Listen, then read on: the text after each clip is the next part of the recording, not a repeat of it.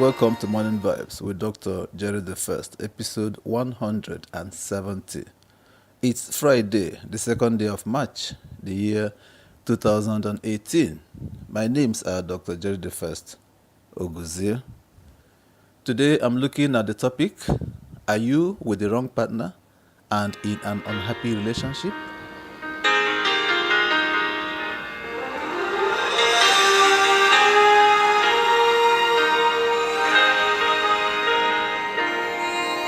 One of our most essential needs as human beings is to love and be loved. Since we are wired for relationships from the moment we enter the world, one would think it would be easy to pick partners that suit us well.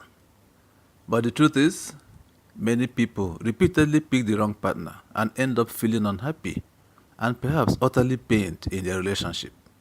For some, it's easy to walk away from a relationship when it's not right, but for others, not so easy.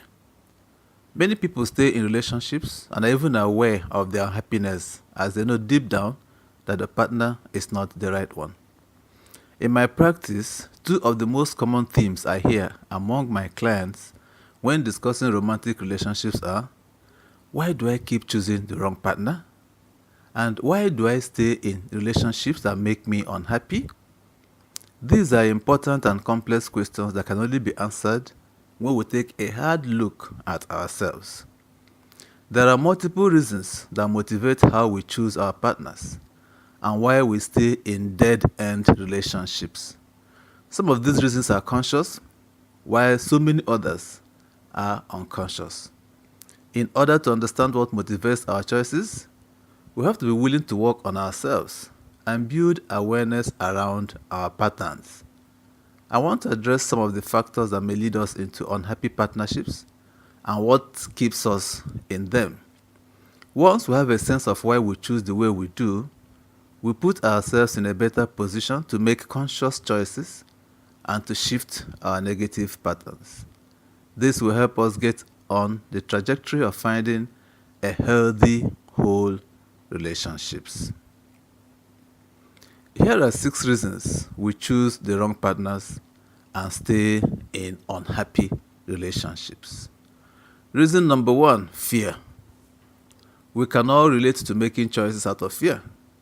Deciding whether or not to ask your boss for a raise, confronting someone we feel angry at, and very commonly staying in a relationship we know on some level is not just right for us. Fear is one of the worst decision makers when it comes to choosing a partner. As instant gratification seekers, we thrive on the fantasy of the sparkly life experiences, the grand engagement, the beautiful wedding, the mansion, the babies that are coming. We just figure we'll deal with the rest. That's our relationship struggles later. Fear tells us that we better lock a partner down fast or we may be alone forever. Fear causes us to obsess and sends us the message that it's too late to break up and start all over again. In our culture, no one wants to be the last single friend or the really old parent or be judged for being single. However, what we should fear most is spending the rest of our lives unhappily with the wrong person. One solution to working with fear is to lean into it, as uncomfortable as it might be, and be real with ourselves about how we feel in our relationship right now. If you are aware that you are with your partner because you are afraid to leave, for whatever reason, try to be aware too to the fact that you are choosing to be unhappy now because you are afraid to be unhappy later. But there comes a point where we need to make a choice. We either choose to value our worth or we don't. Your partner cannot fill in this void.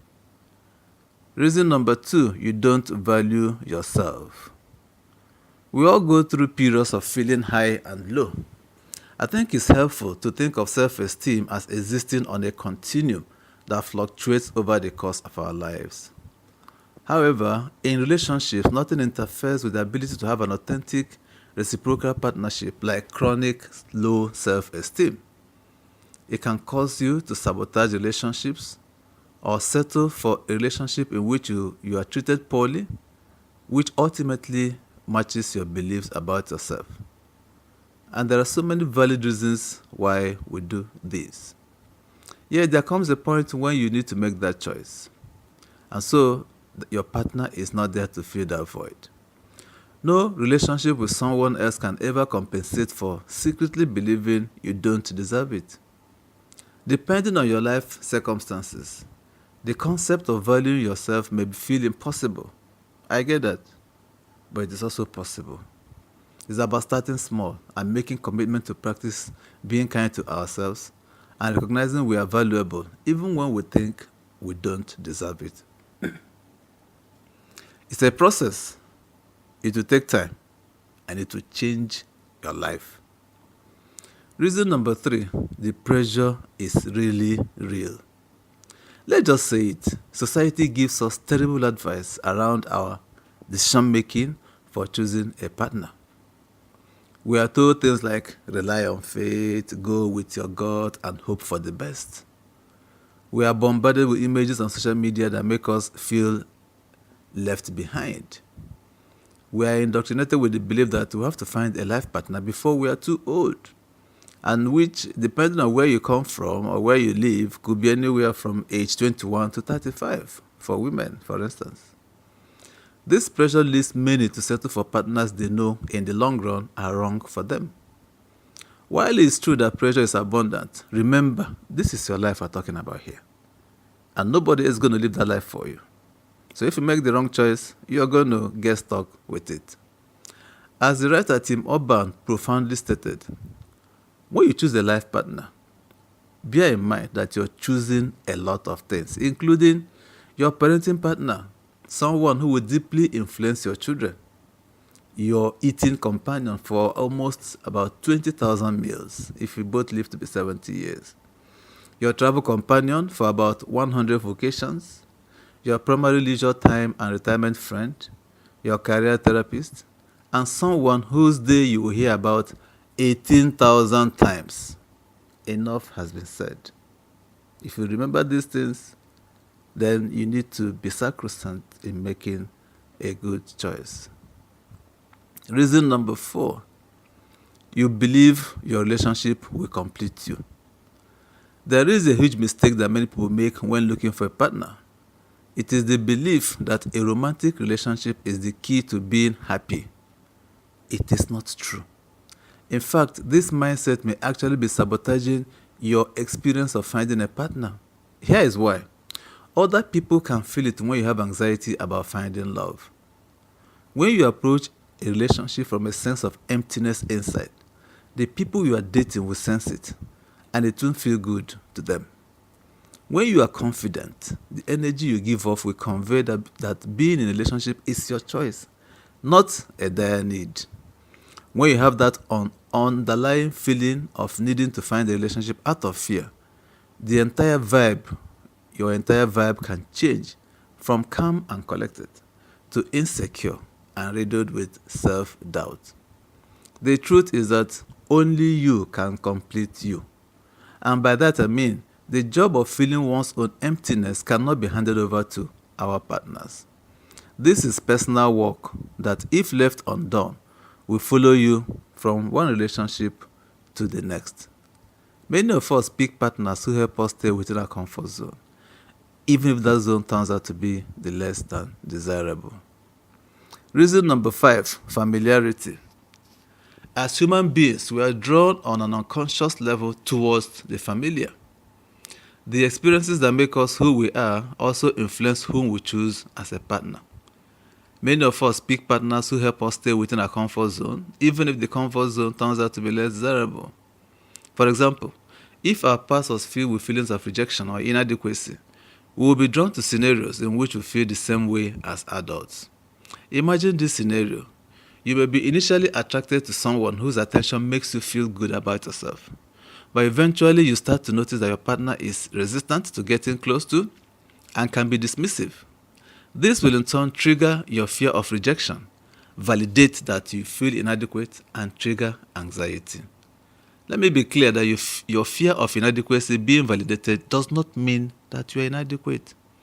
What it actually means is that You are being put in the position to confront this belief and to act from a place of self-worth. I want to challenge you to respond differently the next time you feel rejected in your relationship. Notice if there's a familiarity of the situation and ask yourself, am I okay with this? Is this what I want in my relationship? If the answer is no, then it's time to act.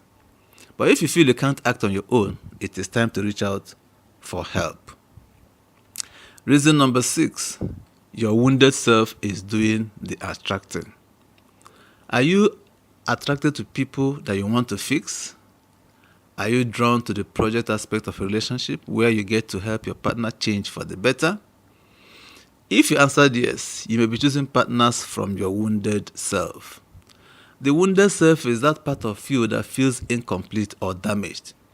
It is the part that makes you question your worth or makes you think you are flawed in some way, always wondering if you are worth loving.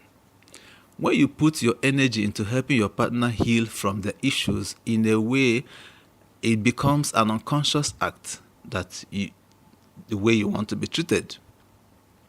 The patience, love, support you provide to your partner is an unconscious desire of what you crave for in your early relationships. It gets unconsciously framed in the psyche as, if I can get X to change, then I'm worth it, I'm lovable. For some people, it's easier to put their focus and attention on how their partner needs to change because it allows them to avoid having to look at their own stuff. There is much healing to be done when we are choosing our partners from the unhealthy part of us. When we show up this way in our relationship, we're actually abandoning ourselves and avoiding our deeper needs. This is a recipe for unhappiness. Each relationship you encounter in your life comes with lessons for you to learn and what you need to evolve. One of the most profound and challenging aspects of being in a relationship is that it provides us with the opportunity for personal growth if we allow it. But you have to want to evolve in the first place. And until you do, you will continue to face the same issues with each relationship moving forward. If we can think of each relationship as an opportunity to examine where we got stuck or triggered and aim to work on those parts of ourselves, then we put ourselves in a better position to choose healthy and whole relationships.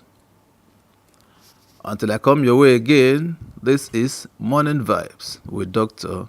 Jerry the First.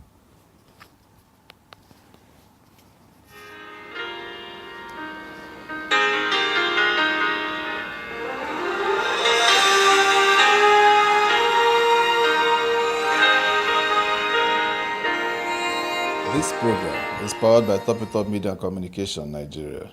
All rights reserved. Thank you for listening to this broadcast today. It would please us to no end if you continue to visit our podcast. And so to be able to do that, kindly click on the red subscribe button towards your right to subscribe to our channel. In the same vein, also click on the bell beside the subscribe button so that you can always receive the notification for any new podcast we upload. Also give us a thumb up to like this podcast. These help us to grow.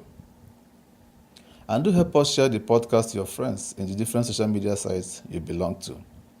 Click on the share tab just below the podcast and share directly from there. The full text of this podcast is on our blog, and would you want to read it, kindly visit the blog. We have a Facebook page where we also post our podcast on a daily basis. If you're on Facebook, kindly like our Facebook page. The links to our blog and our Facebook page are in the description box right below. Thank you for your attention. Do have a very nice day.